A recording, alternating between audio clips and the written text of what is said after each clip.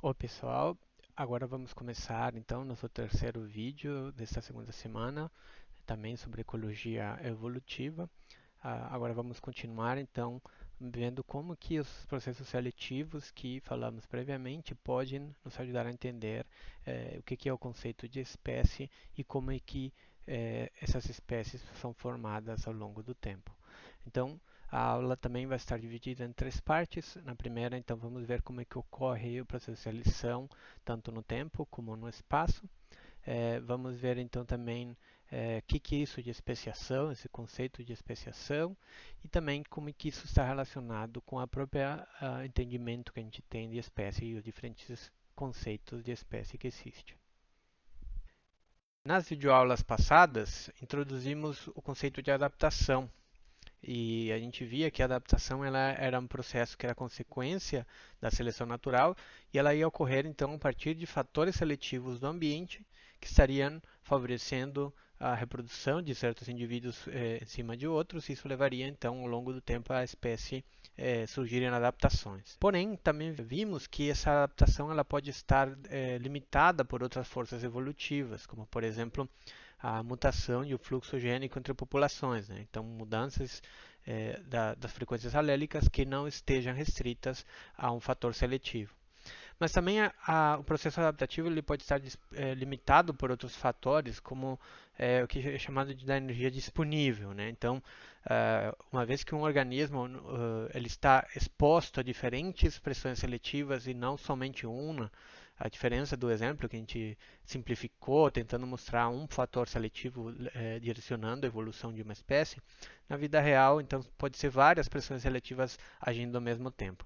Dessa maneira, então, a espécie ela vai ter, na verdade, demandas conflitantes, sendo que ela vai ter que responder a todas essas pressões seletivas sem necessariamente conseguir a, responder todas elas da melhor forma.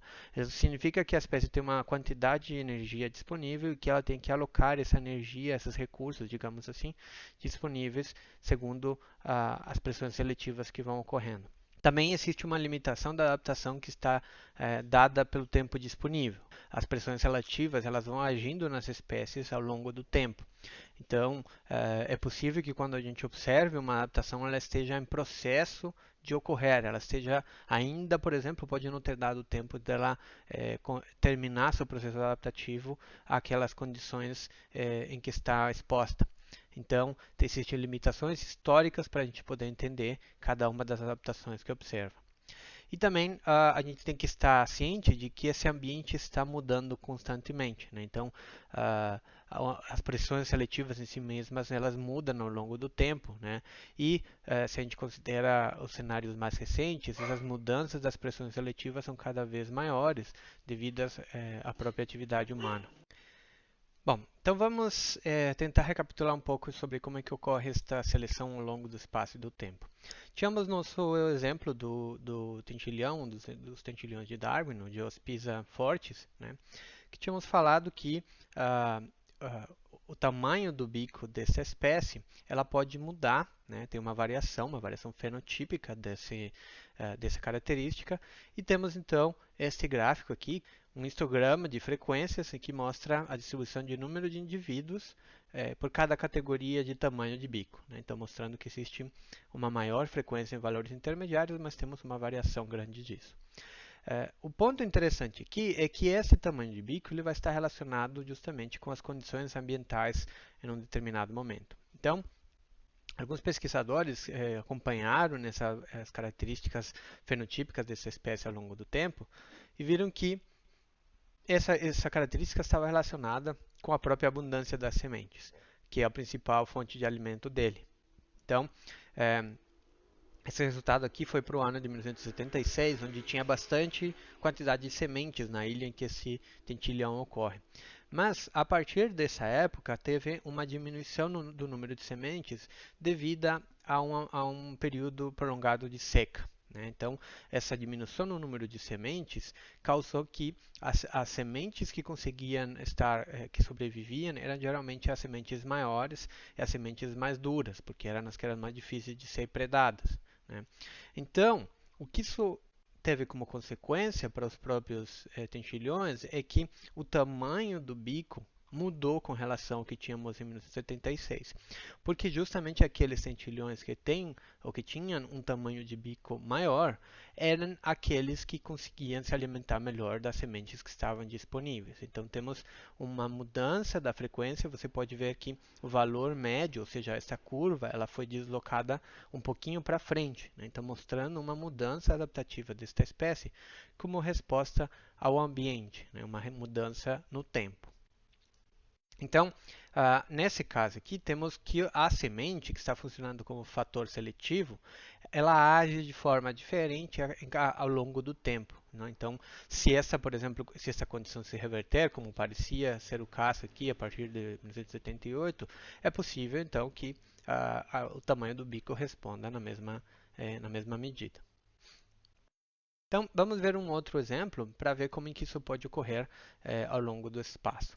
Temos o caso da mariposa chamada Bistum betularia, que é comum em algumas regiões da Inglaterra, e tipicamente nas florestas ela tem essa forma, esse padrão de coloração esbranquiçado com algumas manchinhas pretas, que permite ela ficar relativamente bem camuflada nas árvores que têm uma casca, um padrão esbranquiçado por causa dos líquens que crescem nela, né?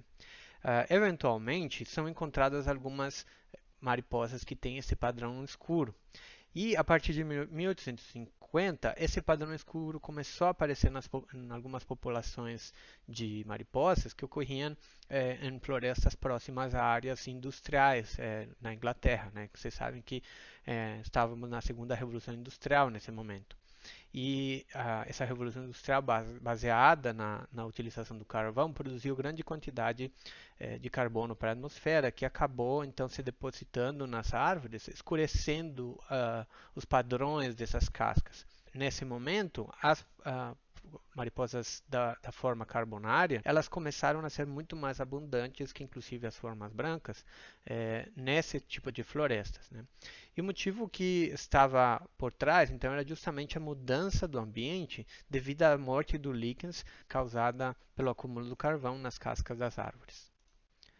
Então, o que estaria acontecendo por trás desse processo? Então, uma das hipóteses que foi levantada é que os passarinhos estariam predando de forma diferente as mariposas que estivessem em áreas onde tivesse esse efeito do acúmulo de fuligem.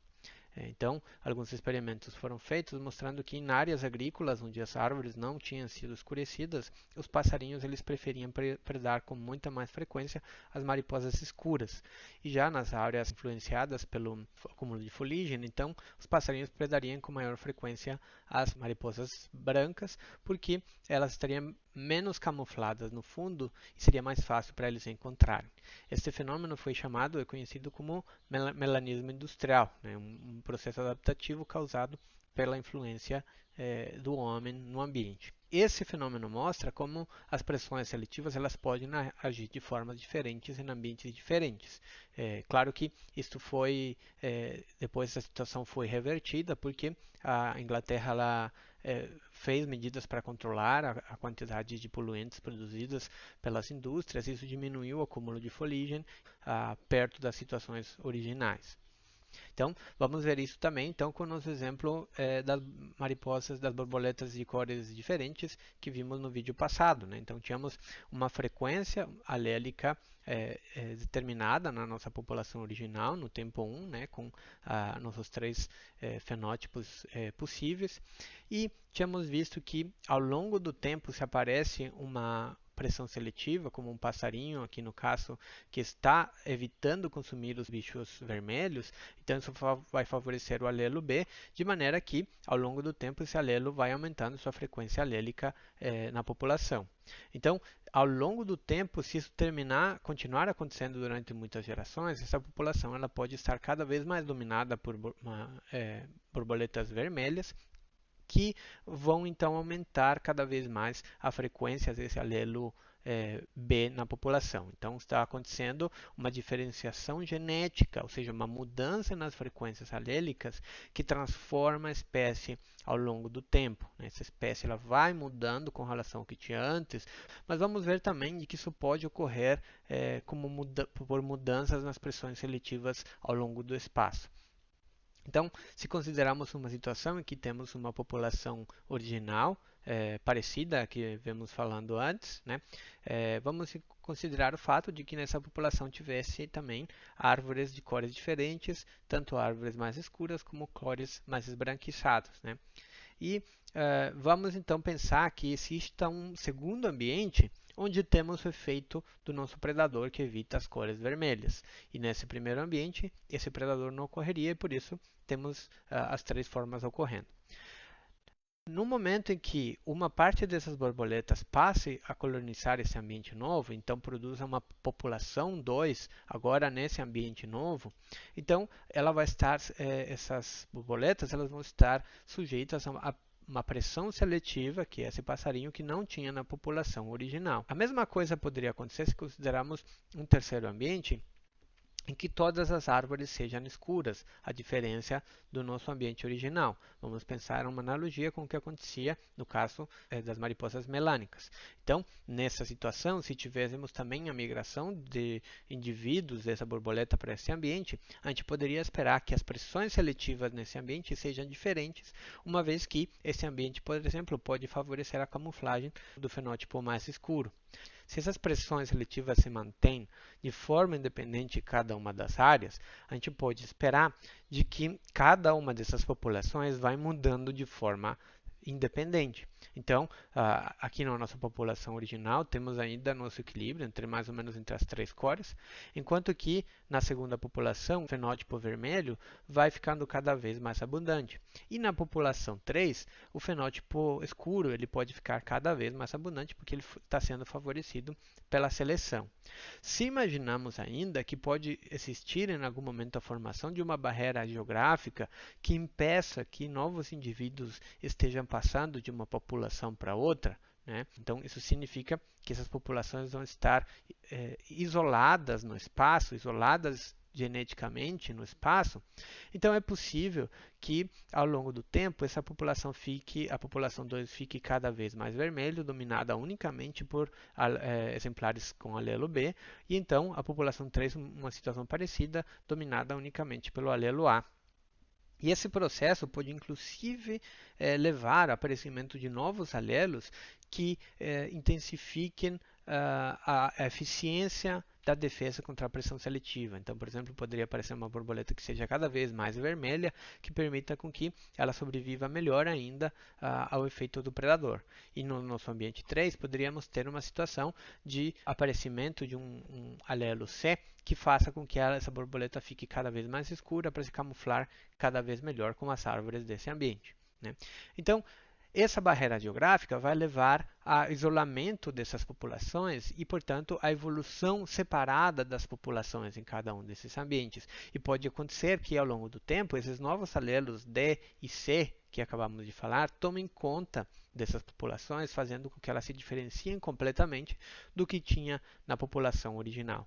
Ao ponto que, mesmo se essa barreira geográfica sumir e essas populações puderem entrar em contato novamente uma com a outra, pode ser que não seja possível mais a reprodução entre esses indivíduos, né? Então, isso significa que o isolamento genético se mantém mesmo compartilhando o mesmo espaço.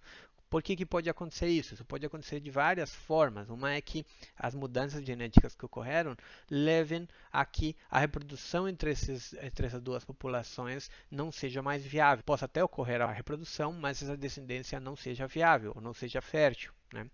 Pode ocorrer também de que tenha mudanças cromossômicas que impeçam que essa reprodução exista. Pode ser que tenha mudanças morfológicas que impeçam com que esses indivíduos se casalem um com o outro. Pode ser que tenha mudanças comportamentais que façam com que elas não possam ocorrer nos mesmos lugares, mas não ao mesmo tempo, ou não no mesmo ambiente, ou não utilizando os mesmos recursos.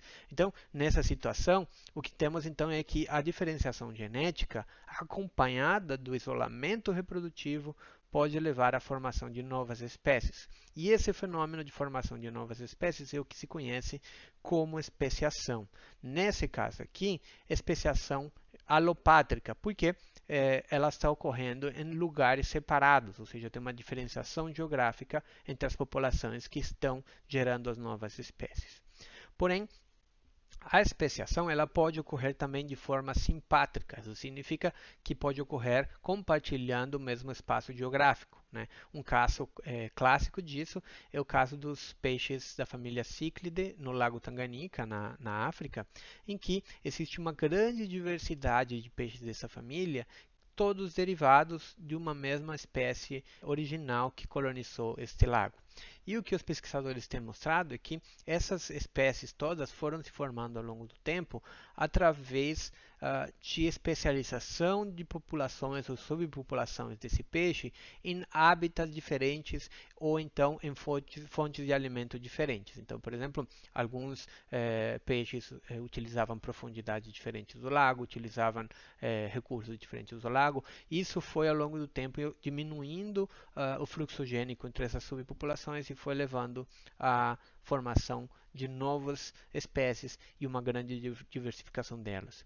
Outros mecanismos para especiação simpátrica envolvem, por exemplo, o que a gente chama de poliploidia, que é basicamente espécies que acumulam uma maior quantidade de cromossomos do que normalmente esperado. Então, tipicamente, uma espécie tem duas cópias de cada cromossomo, né? Mas, em alguns casos, pode ser que apareçam mais cromossomos, que esses cromossomos se dupliquem por, digamos, fenômenos relacionados ao processo reprodutivo e ao processo de meiose. Então, se, por exemplo, você tem uma gameta produzida em uma espécie que produziu, no lugar de produzir um cromossomo, produziu dois, então, na hora dessas espécies se acasalarem, pode produzir uma terceira em que foi acumulado três cópias do mesmo cromossomo, né? Então, nessa situação, se essa mudança genética não viabilizar a sobrevivência desse indivíduo, esses indivíduos produzidos dessa forma pode dar origem a novas espécies com características diferentes, né? E isso é um fenômeno que pode ocorrer em muitas situações, especialmente em plantas. Em plantas é muito comum que ocorra esse acúmulo de cromossomas, essa poliploidia. Em alguns casos também ocorre pelo fenômeno de hibridização. O que é isso? É simplesmente que duas espécies relacionadas elas podem eventualmente se reproduzir e formar então uma espécie, uma terceira espécie, como é o caso aqui dessas espécies de helianthus, que vai ser o fruto do entrecruzamento dessas espécies que são relacionadas. Essa espécie vai ter características fenotípicas tanto de uma espécie como da outra, o que pode permitir com que ela utilize ambientes completamente diferentes dos ambientes das espécies originais. Esses híbridos, em algumas situações, formados dessa forma, eles podem ser viáveis e podem não só dar origem a essas novas espécies, mas essas espécies, então, ser, às vezes, até mais resistentes do que as espécies originais.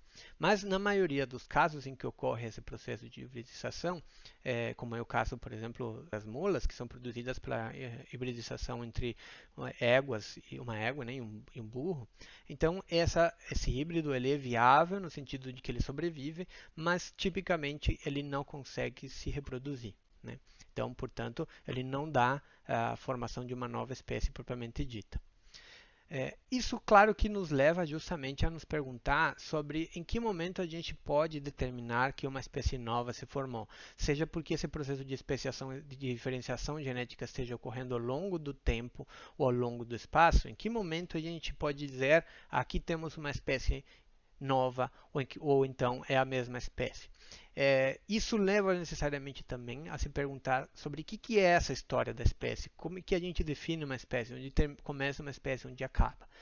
E eu já posso adiantar que a resposta dessas perguntas não é trivial, a gente não terminou de responder essas perguntas completamente, porém, existem alguns conceitos que são utilizados ao longo da bibliografia e que vão ser muito úteis para a gente refletir sobre isso e principalmente utilizar de forma operacional nas diferentes áreas da biologia o conceito que possa se ajustar mais às situações que temos, né? Então, O primeiro conceito basicamente o que estamos utilizando até agora e o que é mais amplamente utilizado na pesquisa da diferentes áreas da biologia é o conceito derivado do trabalho do Ernest Mayr, que ele considera que uma espécie seria um grupo de populações naturais que tem a possibilidade de entrecruzar, de se reproduzir entre elas e que elas estão relativamente isoladas de outros grupos. Esse relativamente significa de que a possibilidade de cruzamento dentro da população é maior do que com outras populações. Então, basicamente, esse que é conhecido como conceito biológico de espécies, e esse conceito, então, ele está determinado pela possibilidade ou não de existir esse cruzamento, esse fluxo gênico entre os indivíduos, né? No momento em que esse fluxo gênico para de existir, então a gente poderia estar dizendo que tem a formação de uma nova espécie. Basicamente, o conceito que estávamos utilizando nos exemplos anteriores. Porém, esse conceito não é único e existem várias situações em que esse conceito pode nos colocar em situações um pouco difíceis, como por exemplo, quando temos espécies que não se reproduzem sexualmente. Então existem outros conceitos, como por exemplo o conceito do Cronquist, que determinou que uma espécie seria uma comunidade, ou seja, um conjunto de organismos cujas características morfológicas são, na opinião de um sistemata, ou seja, de um profissional que estuda a sistemática daquele grupo, suficientemente definitivas para dar para ele, para adjudicar-lhe um nome específico. Essa é uma definição que pode parecer bastante subjetiva, mas é uma definição operacional, uma definição que vai estar determinada pela nossa capacidade, ou a capacidade de um especialista de reconhecer as diferenças morfológicas entre indivíduos. E por isso se chama de conceito morfológico de espécie. Ele é um dos conceitos que é mais utilizado na prática, porque é o que vai nos permitir dar os nomes a essas espécies.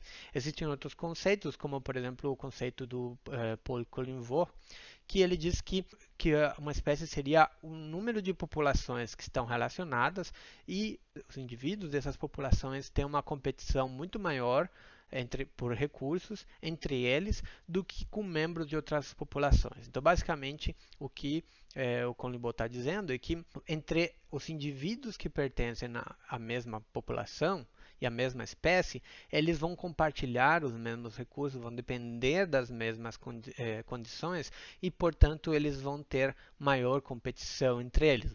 Vamos ver mais sobre competição na parte de interações. Esse conceito é o que a gente chama de conceito ecológico de espécies. Então, você conseguiria saber quando uma espécie, dois indivíduos pertencem à mesma espécie, dependendo de como é que eles interagem entre si, né? Esses são só alguns dos exemplos mais conhecidos de conceitos de espécie, mas existem outros conceitos, como por exemplo o conceito evolutivo, que está relacionado com as próprias ideias do Darwin, que estaria dizendo que a espécie então estaria definida pela ancestralidade, ou então o conceito filogenético, que estaria determinado então determinado as espécies pelos ramos dentro da árvore filogenética, conceito fenético, e também temos o conceito pluralista, que é um conceito que está determinando que você pode utilizar, dependendo do contexto, um conceito ou outro que mais se adeque à pergunta que você está considerando. Bom, gente, era isso. Por favor, não esqueçam de olhar a atividade desta semana, que vai ocorrer no fórum. E na quinta-feira, por favor, então, levem todas as questões para discussão.